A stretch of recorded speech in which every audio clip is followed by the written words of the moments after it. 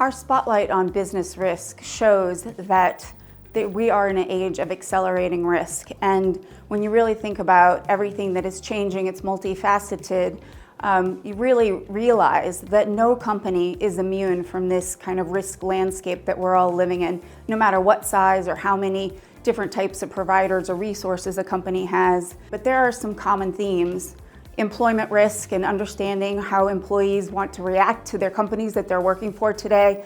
Regulatory risk just continues to increase with discussions around ESG. And then overall, just the reputation of a company and how valuable that is and how quickly we can lose that sometimes with our cancel culture and everything that's going on with expectations of how Gen Z communicates. And it really makes us think about different ways to become resilient and how we're going to help companies and protect companies through this accelerating overall risk environment. So let's look at what 3,500 executives had to say after we polled them about their risk environment. The rising risk of employee concerns is number one as far as our executives that we polled. So this is an important area, and also because it is the environment and the expectation of employees these days that there's more holistic workplace environment.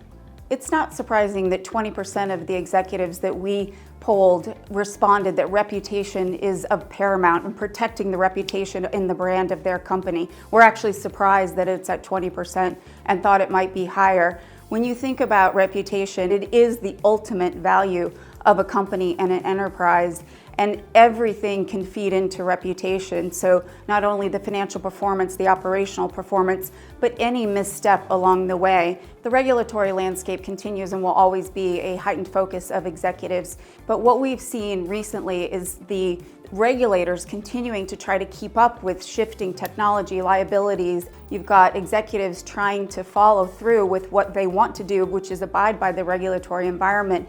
And that environment's constantly changing. You could have something that is acceptable in one state and something that is not in another state. So trying to understand that regulatory environment is very difficult. The majority of those that we asked said that ESG regulatory rules are too complex to actually comply with. So trying to understand that and to help our clients manage through that is very important.